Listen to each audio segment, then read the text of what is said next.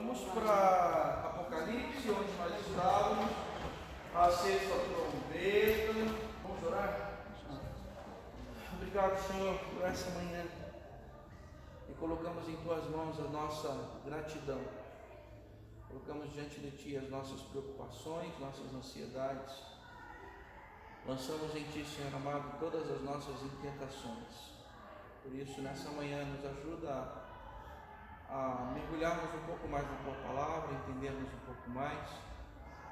Queremos dessa sabedoria que vem do alto, Senhor. Então, nos ajuda. No nome de Jesus, que Te agradecemos. Amém?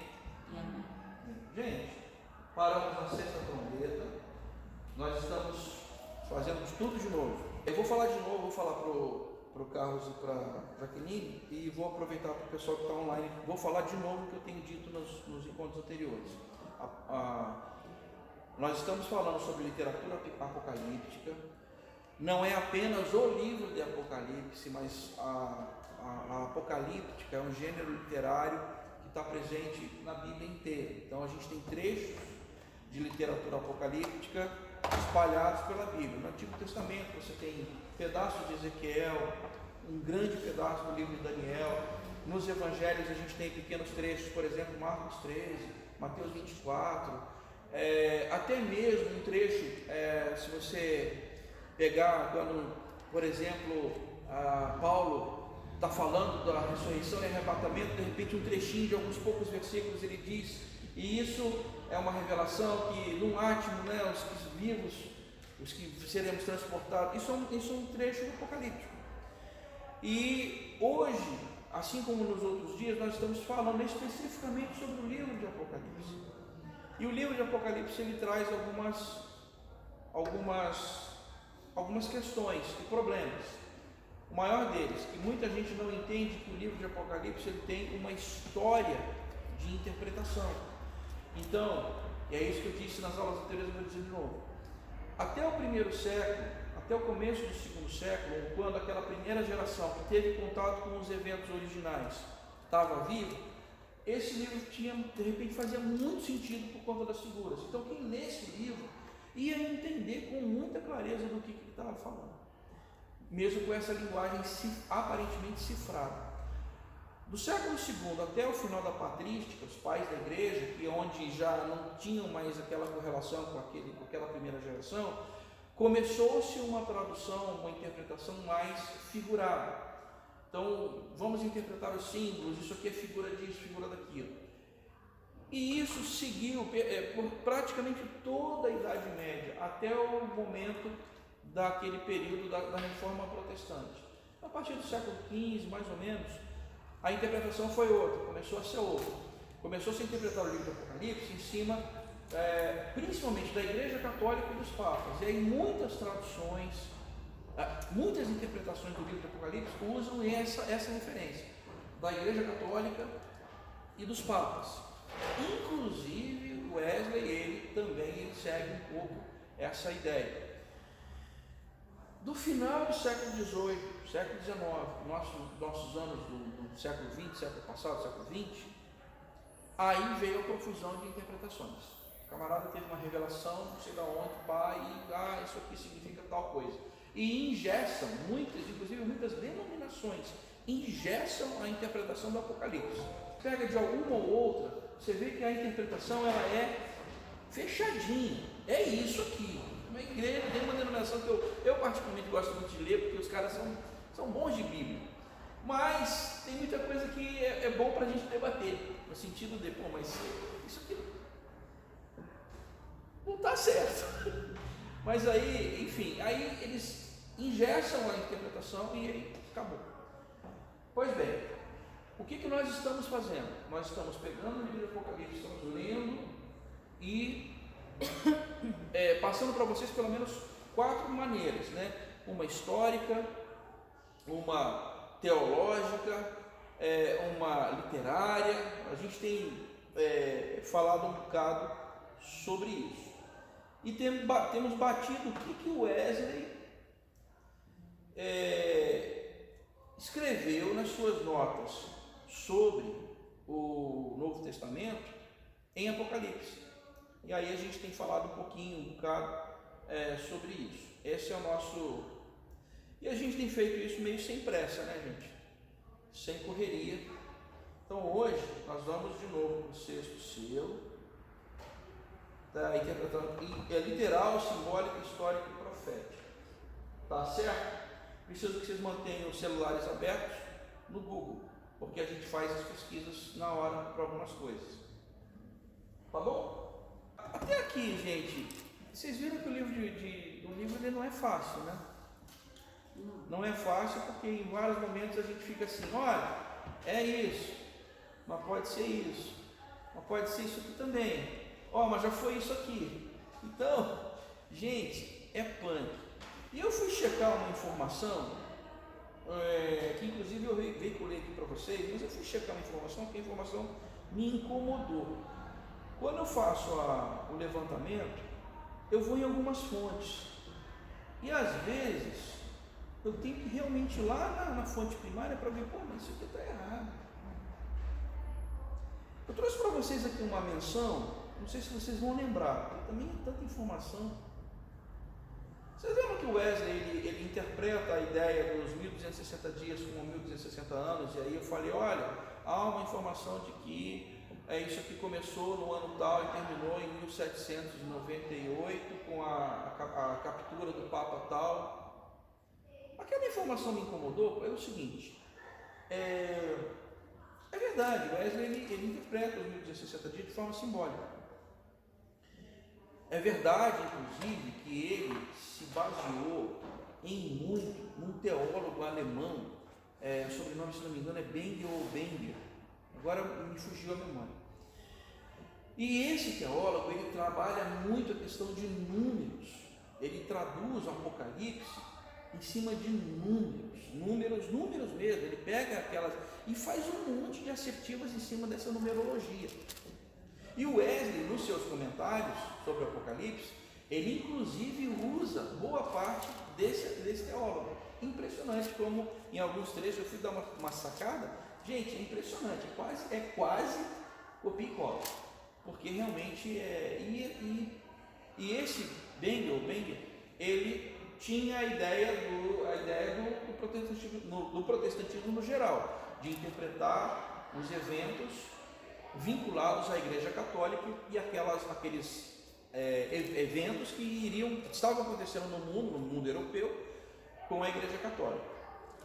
Pois bem, e aí a informação que eu tinha passado para vocês era essa. Só que tem um problema. Que ano que o Wesley morreu? Vocês sabem? 1791. O Wesley nasceu em 1703 e ele foi muito longevo.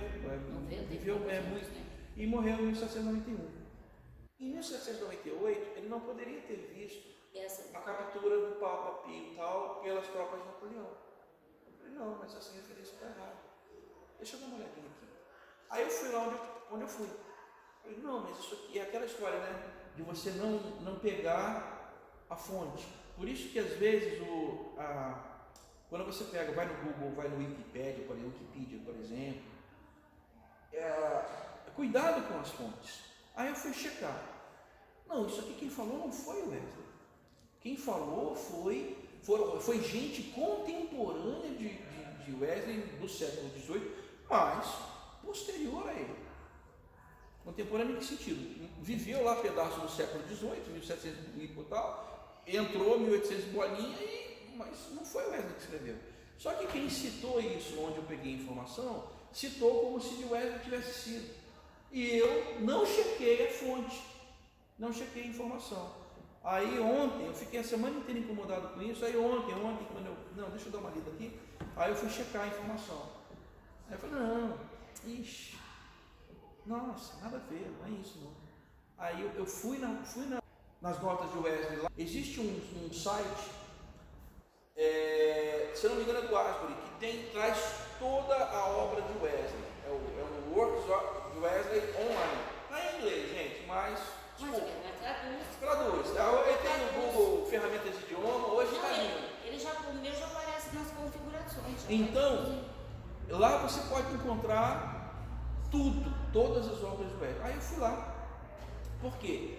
A nossa versão em língua portuguesa, editada pela Sociedade Bíblica do Brasil, é a tal da Bíblia Wesley, uma Bíblia de Estudo Wesley. Ela pegou as notas de Wesley sobre o Antigo e Novo Testamento e traduziu para o português. O editor nacional é um pastor alemão, radicado no Brasil, é o pastor Helmut Renders, isso. E ele foi o editor, um dos editores o editor geral veio aqui. Veio, foi ele mesmo. Ele é professor da faculdade de metodista, da Universidade Metodista, e ele, quando houve a tradução, houve o cuidado. Quando houve a tradução, isso eu ouvi deles, tá? Eu ouvi deles mesmo. Eles tiveram cuidado de, na hora. Lembra aquela patrulha ideológica que você mencionou? Sim. Muito dos comentários de Wesley trazia alguma coisa contra ou batia na Igreja Católica. Muitos dos comentários. E na hora da tradução para a língua portuguesa, eles tentaram dar uma amenizada nisso, uma abrandada. Então, a nossa versão da língua portuguesa, dos comentários de Wesley sobre o Antigo e Novo Testamento, elas estão com essa patrulha ideológica. Legal é ir lá na raiz, na forma bruta, que você vai pegar o Wesley sendo Wesley. E aí eu fui lá ver o Wesley sendo Wesley. E, gente, ele escreve um cabo, viu? Mas ele escreve dentro dessas linhas que a gente já tinha conversado. Ele interpreta, é um camarada muito vinculado ao seu tempo e à sua realidade sociopolítica e econômica. Por isso que ele faz as traduções, a leitura de Apocalipse dessa maneira, como a gente falou antes. Olha, ele vai falar sobre os governantes têm que se arrepender, olha, isso aqui é a ganância do homem, isso aqui é o Wesley sendo Wesley de novo. E continua tendo. Certo? Então, só para concluir. Então, gente, é aquela fala de que começou no ano 538, acabou em 1798 com a captura e tal. Isso não foi o Wesley. O Wesley não disse isso, tá bom? 10:2. Viu outro anjo forte que descia do céu vestido de uma nuvem, e por cima de sua cabeça estava o arco celeste, e o seu rosto era como o sol, e os seus pés como colunas de fogo. Tinha na sua mão um livrinho aberto, e pôs o seu pé direito sobre o mar e o esquerdo sobre a terra. Clamou com grande voz, como quando branda um leão. E havendo clamado, os 7 trovões fizeram soar as suas vozes, sendo ouvidas os 7 trovões as suas vozes, eu vim escrevê-las. E ouvi uma voz do céu que me dizia: sela que os 7 trovões disseram, e não escrevas. E o anjo que vi estar sobre o mar e sobre a terra levantou a sua mão ao céu e jurou por aquele que vive para todo sempre, o qual criou o céu e o que nele há, e a terra e o que nela há, e o mar e o que nele há, que não haveria mais demora. Mas nos dias da voz do 7º anjo, quando tocar a sua trombeta, se cumprirá o segredo de Deus, como anunciou aos profetas seus servos. E a voz que eu do céu tinha ouvido tornou a falar comigo e disse: vai e toma o livrinho aberto da mão do anjo que está em pé sobre o mar e sobre a terra. E fui ao anjo dizendo: dá-me o livrinho. E ele me disse: toma-o e come-o, e ele fará amargo o teu ventre, mas na tua boca será doce como mel. E tomei o livrinho da mão do anjo e o comi. Na minha boca era doce como mel, e havendo comido, o meu ventre ficou amargo. E ele me disse: importa que profetizes outra vez a muitos povos e nações, línguas e reis. E aí vem Apocalipse 11, começa falando das testemunhas, certo? Aqui no capítulo 10, nós tínhamos no domingo passado comentado sobre 2 testemunhas. Eu não me lembro se foi, acho que foi a Regiane que até a gente tinha comentado. 2 testemunhas, gente, naquele entendimento, eram as duas, vamos dizer assim, era a igreja e Israel, porque no capítulo anterior falava-se das 2 oliveiras e falava-se da cidade santa. Então você tinha a ideia dos judeus e da igreja nova, ou alguém que estava falando de uma forma diferente. Por que isso fazia sentido para eles? No século I, ainda não tinha o cristianismo da maneira como nós conhecemos. O que você tinha era o judaísmo. E dentro do judaísmo você tinha aqueles que acreditavam que o Messias tinha vindo, e tinha aqueles que não acreditavam que Jesus era o Messias. Então, quem acreditava dentro do judaísmo que Jesus era o Messias, continuava sendo judeu, tocando as suas festas, tocando as suas práticas, mesmo porque já não tinha templo para você ir para adorar, ou para confessar pecado, não tinha, ou para ofertar, não tinha mais. Então o judaísmo ele ficou uma religião, o templo era o centro da religiosidade judaica, e quando você tem a cidade destruída, o templo destruído, o centro da religiosidade judaica deixa de existir. Aí há uma grande diáspora, uma grande dispersão do judeu. Aqueles que eram convertidos à pregação de Jesus o Cristo se espalham pelo mundo e começam a falar da mensagem. Só que essa mensagem cai no colo daqueles que não eram judeus também. Aí você tinha que fazer um esforço muito grande de interpretação daquilo que eles pregavam. Por essa razão, gente, pare para pensar comigo. Qual deve ter sido a grande dificuldade daqueles povos que não conheciam o judaísmo, não conheciam a Tanakh, que para nós é o Antigo Testamento, não tinham conhecimento da Torá, não tinham conhecimento de nada disso. Tudo que eles acolhem é a pregação talvez de um missionário itinerante que reúne com eles, começa a falar de Jesus e usa para isso o quê? Boa parte das cartas que Paulo escrevia às igrejas. Então as cartas paulinas, que eram, se você olhar para o texto paulino, muitas delas eram interpretações da Torá.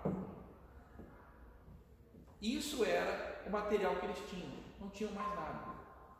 E aí você imagina, como é que você junta essas duas coisas? Não junta.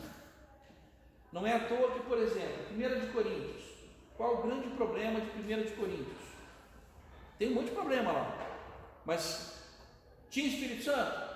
Tinha dons, mas tinha também o quê? Muito problema de relacionamento, carnalidade. Nada diferente de hoje em dia. E a história se repete. Só que Agora se mantém, né? qual era a realidade de Corinto? Cidade eminentemente grega, com cultura greco-romana fortíssima. Corinto estava num istmo de dois, exatamente, entre portos. Muitas culturas, muita gente, e ali a mensagem desse Jesus ressurreto tinha que chegar, e alguém tinha que traduzir isso. Vocês percebem a dificuldade do negócio? Se não fosse Paulo, não. Quando vem um texto como esse falando, olha, veio um anjo, ficou com um pé no mar, outro pé na terra.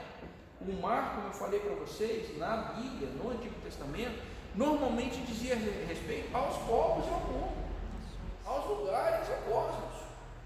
E a terra é um lugar fixo, que para o judeu é o Eretz, né? No caso eles falam Eretz Israel, é um lugar fixo. Então esse anjo ele está fincado nos povos e está fincado na terra, aqui no lugar que a gente conhece. E olha, ele está com algo na mão. O que ele tem na mão? De novo a figura do quê? Que foi aberto o livrinho lá no capítulo 4, e agora de novo o livrinho. E qual era a natureza desse livrinho? Versículo 10, 9 e 10. Qual era a natureza do livrinho? Na boca? Era amargo. Na boca Não, era doce. No estômago era amargo. O que o Antigo E Testamento... quase todos diz que é azedo, O pior ainda. que o Antigo Testamento fala sobre isso? Olha, isso é a palavra. A palavra ela é doce, mas às vezes quando entra é amarga. E isso é uma referência. É amarga porque ela causa, ela mostra como que você verdadeiramente é. Regiane, às vezes eu fico imaginando, é isso mesmo. Eu fico imaginando assim. Causa para nós um grande desconforto. Como a Leia hoje estava levando ela estava levando hoje na prédica aqui, né? Como diriam os nossos irmãos católicos, na homilia. Provérbios fala do beberrão. Não fala do comilão. Não fala comigo. Olha meu peso. Você está entendendo? Não, sério. Não, eu falei das pessoas. Não, calma, eu entendi, calma. Mas vocês estão entendendo que isso, na verdade, esse texto de Provérbios, ele não deixa de ser uma olha, gente, desculpa de novo, Regiane, me perdoa. Mas se você pegar, por exemplo, abre o texto aí, Números 15. Eu vou pegar. Deixa eu ver se vai conseguir abrir. Números capítulo 15.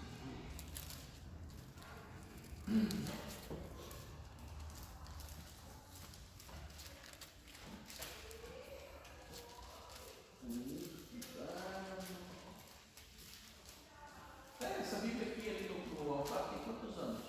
Não sei. Não faço ideia, mas é bem antiga, né? Mais de 45. Pronto, aí de janeiro já matou.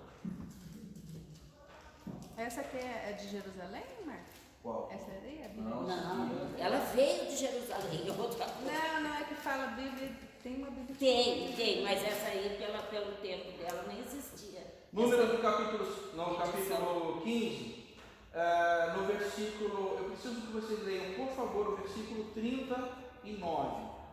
Números 15, 39. Ele diz para você não seguir os desejos de quem? Coração nem de Nem dos vossos olhos, isso. nem do vosso coração. Isso me lembrou um versículo aqui de Gálatas. Aí, não, você já vai para onde eu vou. Acho que você já sabe qual que é. Vocês percebem? Provérbios, esse que a Leia leu na pregação, na homilia, ele está fazendo uma interpretação, uma reinterpretação da Torá. Judeu falando para o judeu. Percebe? Aí o que Paulo, por exemplo, gente, fala? Aí eu vou pegar aqui já o grafismo para citar outros textos. Mas Gálatas, por exemplo, 5:22.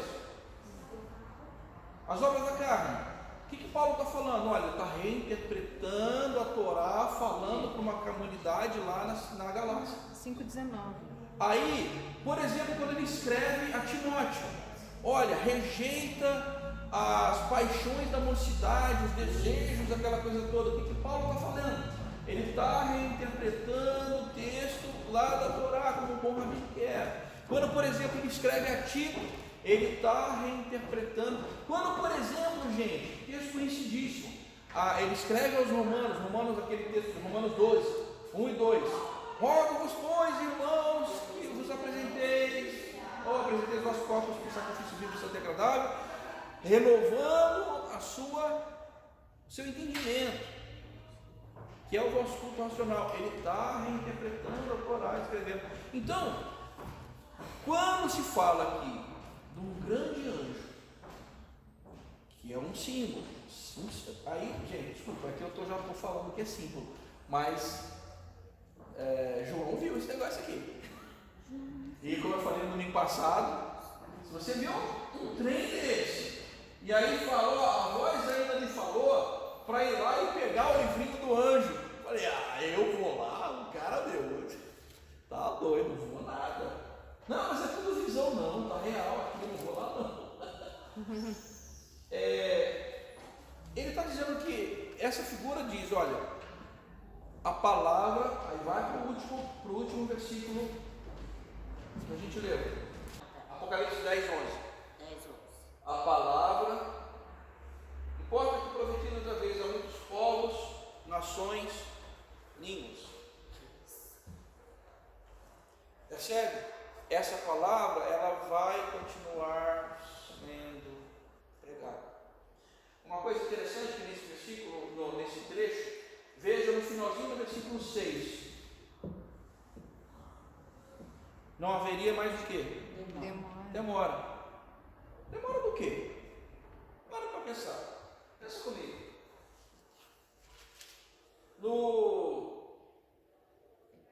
Nos capítulos anteriores, um dos seus, em uma das trombetas, falava da morte dos santos. E os santos, né, o sangue dos inocentes clamava, dizendo até quando, até quando?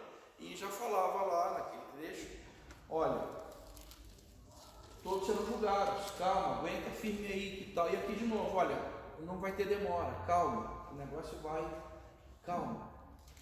Por essa razão é que muitos críticos bíblicos dizem que Apocalipse ele não é somente um livro de revelações fantásticas, de visões, figuras fantásticas, mas um livro de esperança, para que ele, por isso que a gente diz, lá no primeiro século, isso podia fazer muito sentido, porque as pessoas estavam morrendo, e vem um texto dizendo, calma, breve o Senhor vai.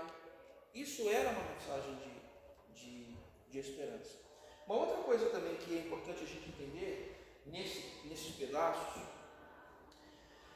há um autor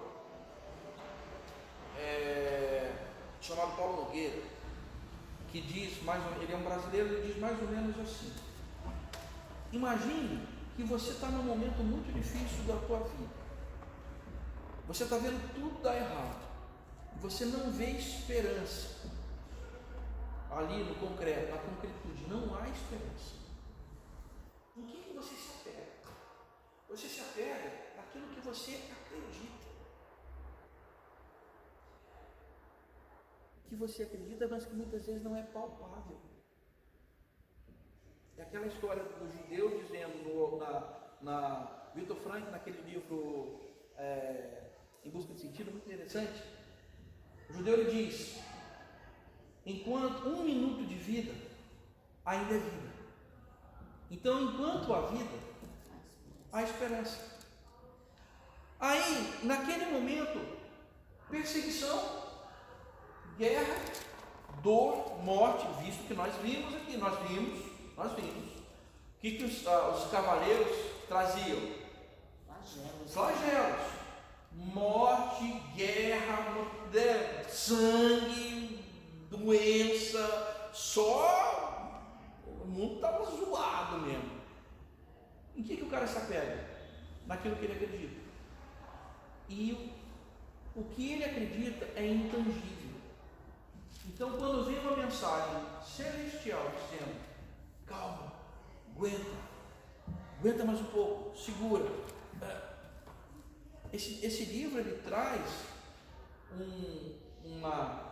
uma força para viver que o cara está precisando naquele momento extremo. Então, as figuras, as visões, elas têm que ser fantásticas para dar aquele impacto para o leitor. Lembra quando a gente falou, uma das características da leitura da literatura apocalíptica era de quê? O texto ele já vem escrito, certo? Então quem lê, ele tem aquele impacto. Lê um negócio de um anjo grande o suficiente para ter um pé no mar, um pé na terra. E esse impacto fantástico faz com que, de repente, desculpa usar o mínimo, tá? Mas aquela coisa tipo, abre a cabeça do camarada para ele sair da caixa e pensar numa outra realidade que na concretude ele não está vendo. Paulo Nogueira fala um pouco sobre isso. E ele diz, o livro, ele traz esperança para quem já não tinha absolutamente mais nenhuma perspectiva. E aí ele está dizendo, versículo 6, não vai ter demora. Versículo 11, olha, apesar de tudo, você ainda tem que fazer. Exato. A palavra ainda vai ser pregada por aí. Tá bom? Pode falar. E no versículo 4,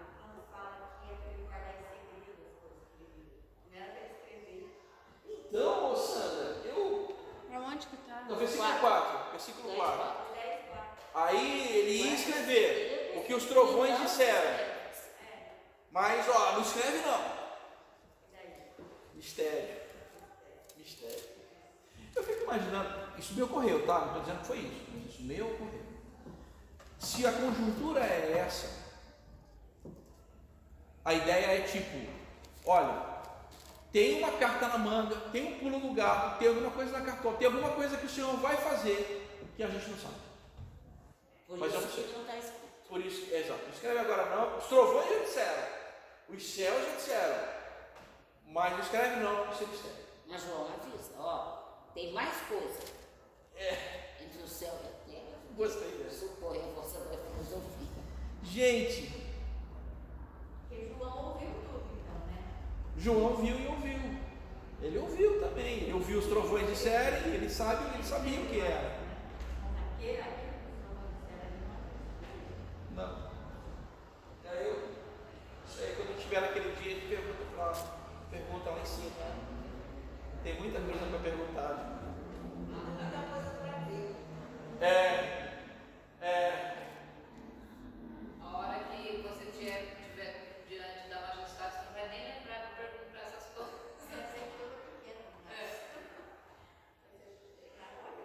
No versículo 11, tem só uma expressão que é essa: povos, nações. Uma das expressões presentes aqui é o etné, que indica cultura. Então aqui não é países no sentido geográfico, mas culturas. E esse é o grande pulo do gato quando a gente fala principalmente de missão. Aqui ele está dizendo, olha, tudo isso tem que chegar às outras culturas. Quando, por exemplo, você pega aquele último capítulo de Mateus, lá nos últimos versículos, a grande comissão, portanto, ide ou indo, né? Fazei discípulos de todas as nações. A palavra por baixo é a mesma aqui, é o etné, culturas. A gente precisa fazer com que a palavra chegue às culturas. Aí, fazendo realmente um link direto com o nosso tempo, as culturas hoje, a nossa tarefa missionária é muito mais, talvez seja muito mais desafiadora, porque dentro de uma mesma cidade eu tenho culturas diferentes, e com toda essa questão midiática, estão produzindo culturas, nichos, né, tribos, que com as suas microculturas, ou minorias, com as suas microculturas, que precisam ser alcançadas. Tudo isso é etné. Então a palavra tem que chegar nesses lugares, de modo que eu e você, dentro da nossa cidade, nós somos pequenos missionários que precisamos alcançar essas pequenas culturas que estão lá. Isso é um problema, porque quando a gente engessa a interpretação, a gente não consegue alcançar esse pessoal. Então, de novo, desculpa usar o meme mais uma vez, mas se eu não abro a cabeça, eu não consigo alcançar. Aqui, Marco, na minha tradução, está falando que essa palavra etnos, ela quer dizer gentios. No sentido dele. Porque a palavra cultura, gente, ela, ao pé da letra, não é o etné, é paideia, né? Aqui no sentido do etné, o que eu estou falando é assim, é povo, gentios, gente que não é judeu. Mas a paideia é o que estava presente no teu texto hoje, lá em mas os loucos desprezam a sabedoria e o ensino. O ensino, e nesse ponto a Septuaginta era a Bíblia que Jesus usava, gente, acreditem. Jesus não usava a Bíblia hebraica, ele usava a Bíblia grega, que era a Septuaginta. Então, quando em alguns trechos você vê, principalmente no Novo Testamento, você vê muitas citações do Antigo Testamento, aquelas citações são citações da Bíblia grega, certo? Que é a mesma Bíblia, só que traduzida. Isso me ajuda, principalmente para mim que não sou um exímio hebraísta, não sou, aí me ajuda na hora de olhar a palavra que está por baixo. A palavra que está ali mas os loucos desprezam a sabedoria, o ensino ou a instrução, e também poderia ser disciplina. Essa palavra é a paideia. Paideia no sentido de eu aprendo uma cultura e eu tenho que aprender quais são os limites. É mais ou menos a ideia quando na oração de Salomão ele diz assim: Senhor, não passo de uma criança, eu não sei entrar, não sei sair, como é que eu vou conduzir esse povo tão numeroso? A ideia é, me dá a paideia, me dá essa cultura, essa disciplina, me ensina essas coisas. Então, Regiane, você tem razão, não é cultura no sentido, né? Mas é gentio, outros povos, né? É tudo que não é judeu. Seria outra etnia, né? Certo? É porque tinha essa divisória na época que foi escrito Apocalipse, né? Sim. Porque o Apocalipse foi escrito no século que ainda tinha essa divisória, era muito grande, muito forte naquele tempo ainda, né? João morreu com 99 anos e já estava lendo. Foi muito longe, né? Vamos para o capítulo 11? Bom, aqui, gente, nós temos realmente Resumindo, engloba toda a terra e todos os lugares. Sim, toda a terra. Vamos lá para o capítulo 11, eu quero pegar com vocês algumas expressões chave. No versículo 2, 42 meses. Versículo 3, 1260 dias. Versículo 4, 2 oliveiras. Aqui, muita gente traduz os 1260 dias como 1260 anos. Inclusive, uma interpretação que foi muito usada até o final do século XIX foi justamente essa que eu falei para vocês, que eles entendiam, esse pessoal mais protestante, entendia que se referia ao ano de 538 até 1798, os 1260 anos. E aí isso se encerrou naquele ano de 1798.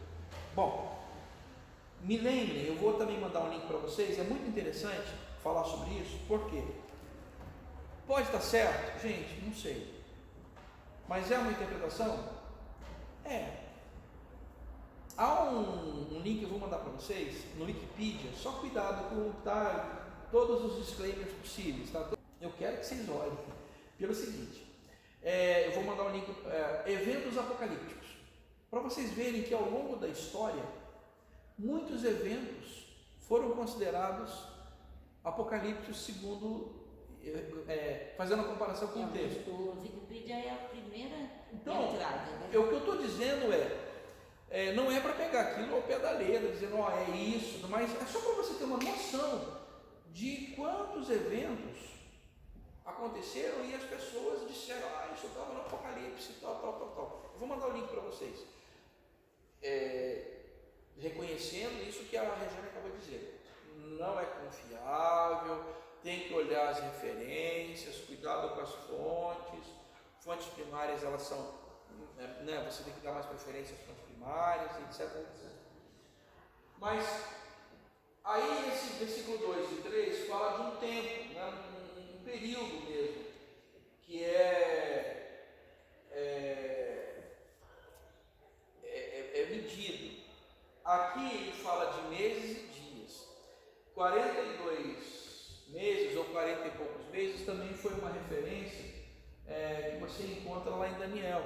Sim. Então, muitos dizem que essa questão de semanas e tal, Daniel é uma chave de leitura para Apocalipse. Para aquele povo lá do começo, isso deve ter feito muito sentido. Mas, como eu disse, hoje fica muita informação que você fica na minha, será que é isso, será que é aquilo?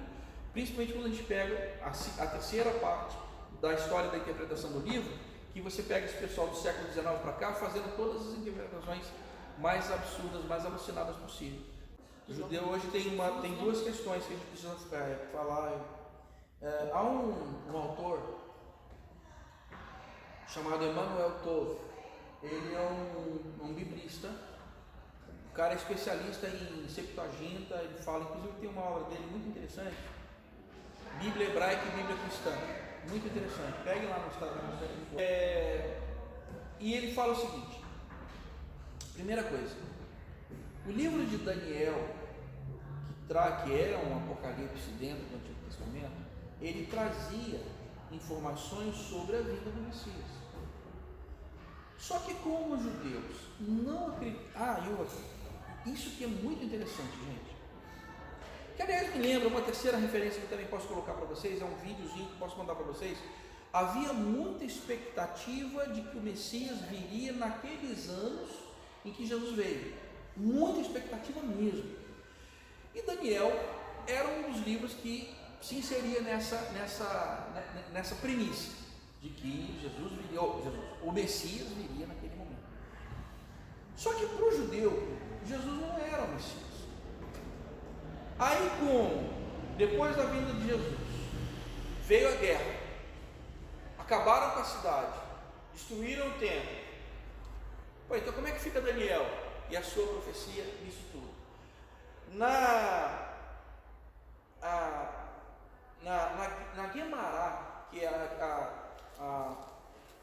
a Torá, tem os seus comentários, que é a Torá oral, que é a Mishnah, que foi compilada no começo do século II.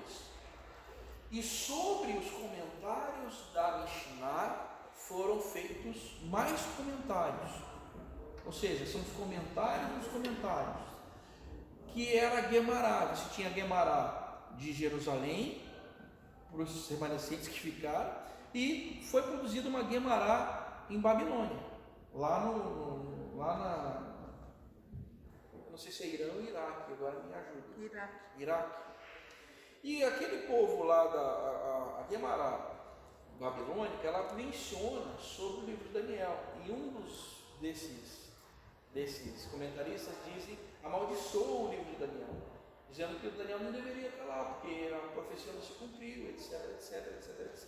O Emanuel Tove, ele comenta sobre isso, e posso até mandar para vocês o link, onde ele, numa palestra, ele fala sobre isso, muito interessante, aliás, é muito interessante a aula dele, e ele diz o seguinte: para o judeu que não acredita em Jesus, o livro de Daniel é uma grande decepção, porque ele não deveria estar lá. Quem usava mais o livro de Daniel na sua versão grega? Os cristãos. E aí isso gerou um problema, porque se os cristãos estão usando a versão grega da nossa Tanakh, da nossa Bíblia, então nós não vamos usar essa versão, nós vamos usar a versão que a gente chama de massorética, do texto hebraico. Então vamos usar a Bíblia hebraica. Então esse é o primeiro problema. Segundo, eles não acreditam no Apocalipse. Apocalipse para eles é um livro que, inclusive, para quem é hebraísta, para quem estuda, faz a crítica bíblica sobre a Tanakh, sobre o Antigo Testamento, eles dizem o seguinte: que o Novo Testamento é apenas um apêndice. É um apêndice que os cristãos usam como, vou colocar entre aspas, tá? Aspas, comentários dos cristãos sobre a Tanakh. Então, assim, os judeus acreditam nisso? Não, eles não acreditam nisso. Eles não acreditam nem no Jesus como Messias, não acreditam na profecia de Daniel, porque eles acham que não se cumpriu, e muito menos no livro de Apocalipse. Então, para eles isso é uma grande bobagem, tá certo?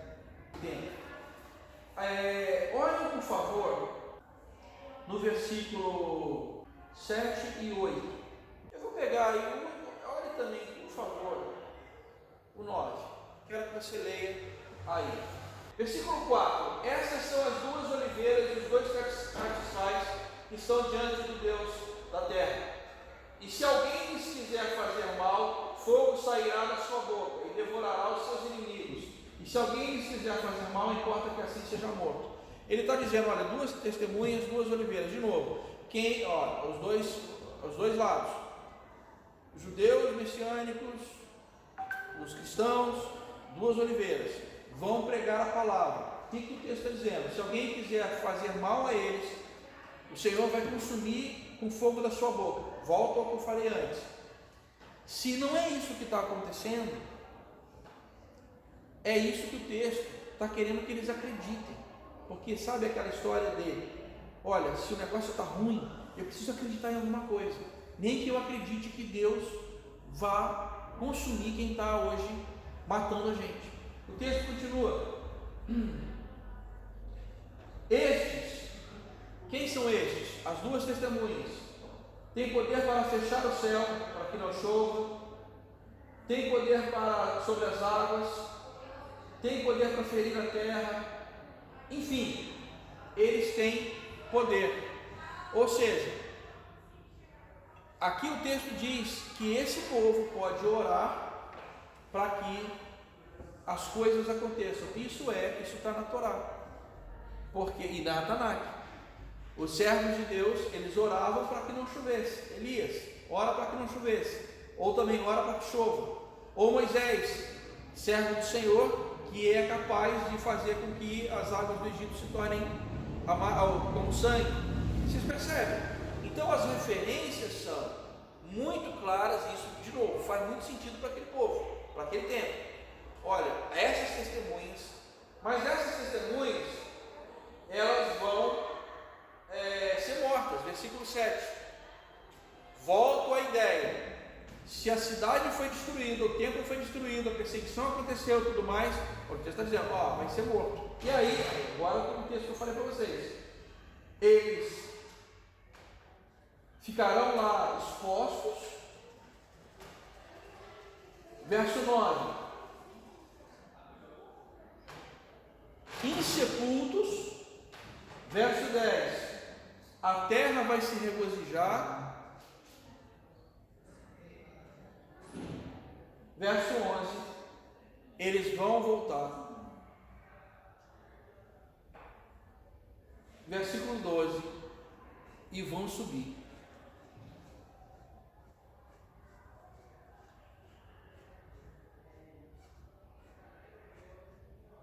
Veja. Doideira. Pare para pensar comigo de novo, fazer uma interpretação conforme lá o primeiro século. A cidade acabou.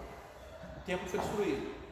Morticínio. Pra vocês terem ideia, gente, aqui eu devo ter falado isso já para vocês. Durante a guerra judaica de 67 a 70, crucificaram tanta gente, mas tanta gente, que os bosques ao redor da cidade acabaram e não dava para crucificar mais gente porque não tinha madeira Em Jerusalém. para fazer cruz. Se o texto foi escrito próximo desse período, fazia sentido sobre falar de corpos insepultos, porque o crucificado era isso. O crucificado ele ficava lá, não tinha direito à sepultura, e literalmente o cadáver ele desmanchava, e o que caía no chão os cachorros e os porcos comiam. Tanto isso é fato que daquele período não se encontrou nada além de um pedaço de calcanhar com um prego de um corpo possivelmente que tenha sido retirado da cruz e sepultado daquele período. Isso é muito curioso, porque você pensa, crucificou muita gente, não sobrou nada? Não sobrou nada porque não sobrava nada do cadáver. Esse era o problema da crucificação. Por essa razão, inclusive, que muitos judeus diziam que Jesus não ressuscitou. Na verdade, o máximo que pode ter acontecido é ter retirado o corpo de lá. Se foi sepultado, alguém roubou o corpo, e aí essa versão segue. Ou então, ele não foi sequer sepultado, porque ele deve ter tomado o rumo normal, natural do crucificado. O que acontece com o corpo? A natureza se encarrega. Entende? Então, por isso que o judeu ele não acredita. E outras coisas mais. Acho que eles pularam o Salmo 22, né? Então, Isso é obra. Gente, tem um autor muito legal. Salmo 22 descreve tanto.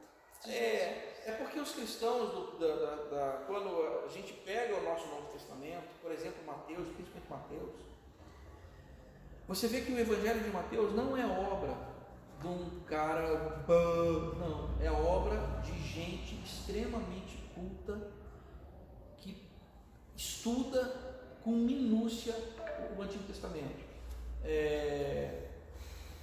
Porque eles fazem as menções aos textos do Antigo Testamento sobre o Messias. Muitas referências.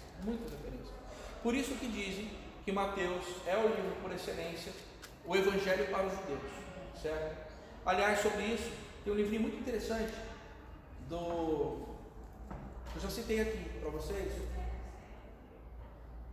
Neusner, Jacob Neusner.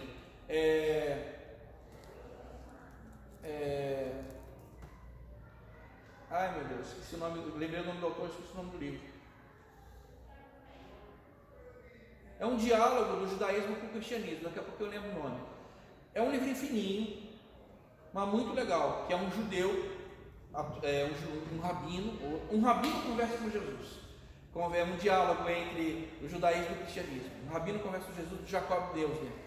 O rabino, ele pega o Evangelho de Mateus e começa a fazer uma conversa, como se estivesse conversando com aquele judeu que pregava sobre a Torá na Palestina no primeiro século, como se ele estivesse dialogando com Jesus. Gente, o livro é impagável, é muito bacana, mas leia se você realmente tem certeza da tua fé, né? Assim como, sobre isso, Regiane, muito interessante também, que um autor que fala muito sobre isso, é um camarada, é um católico, é o Dominique Crossan. Ele num livrinho, quer dizer, um livro é brincadeira, um livro chamado Jesus Histórico, ele menciona sobre isso. Ele fala sobre como Jesus ele tinha que conviver e depois como os cristãos tiveram que escrever essa história toda, compilando, comparando os textos bíblicos com a trajetória da vida de Jesus. Foi um trabalho realmente muito importante, né? Isso é muito legal. Vamos orar, gente. Vamos orar. Muito legal, gente. É muito legal. É muito legal mesmo. Eu tenho recomendado para todo mundo. É um exercício. É exercício, tá? É exercício. O judeu até hoje, ele faz a oração, ele compilou alguns trechos do Antigo Testamento, da Torá, e reuniu numa oração, que eles chamam de Shema. Shema é a palavra hebraica que começa aquele Deuteronômio 6, verso 4. Ouve Israel, esse ouve, Shema Israel. É no sentido de ouvir, mas ouvir e escutar, e internalizar isso. Eles reuniram uma oração, e eles chamam essa oração de Shema. Eles recitam essa oração todas as manhãs e todos os finais de dia. E é nesse trecho que tem, é quase que o credo do judeu. Eu chamo a tua atenção que nesse trecho, tem muitas coisas. Quando você vai lendo isso todos os dias, você vai começar a fazer relações com o que Paulo escreve, principalmente com o que Jesus diz. E quando você pega o Novo Testamento, você toda hora, isso está lá, isso aqui está lá. Por exemplo, quando você pega Tiago, né? Que nós somos tentados, seduzidos pelos nossos desejos, eles nos seduzem, nos fazem pecar. Isso está na Shema. Não deixar os seus olhos, o seu coração. E aí aquilo nos faz lembrar de um monte de coisas. Por isso que eu digo que é um exercício para que a gente perceba como o cristianismo ele está visceralmente fincado no judaísmo. E a gente não pode esquecer o Antigo Testamento. Quando tem gente que fala assim, estamos no tempo da graça, Novo Testamento, e o Antigo Testamento não serve. Gente, isso é quase herético. porque não dá para você pegar, não dá. Mas enfim, vamos lá aqui, já deu. Vamos orar? Mateus, você ora para nós para encerrar, mas consegue orar aqui pertinho só para poder pegar, não precisa aparecer não, só para... Senhor, muito obrigado, Pai, por esse ensinamento, ó Deus, muito obrigado por essa palavra, que o Senhor possa abrir o nosso entendimento, Deus, para que nós possamos internalizar, Pai, a Tua palavra nos nossos corações e conseguir, ó Pai, passar, ó Deus, para outras pessoas, ó Pai. É isso que eu te peço, eu agradeço, ó Deus, pela vida de Marco, que está aqui, ó Pai, passando o seu conhecimento, ó Pai, a Tua palavra para nós. Em nome de Jesus, amém. Amém. Amém. Senhor abençoe, gente.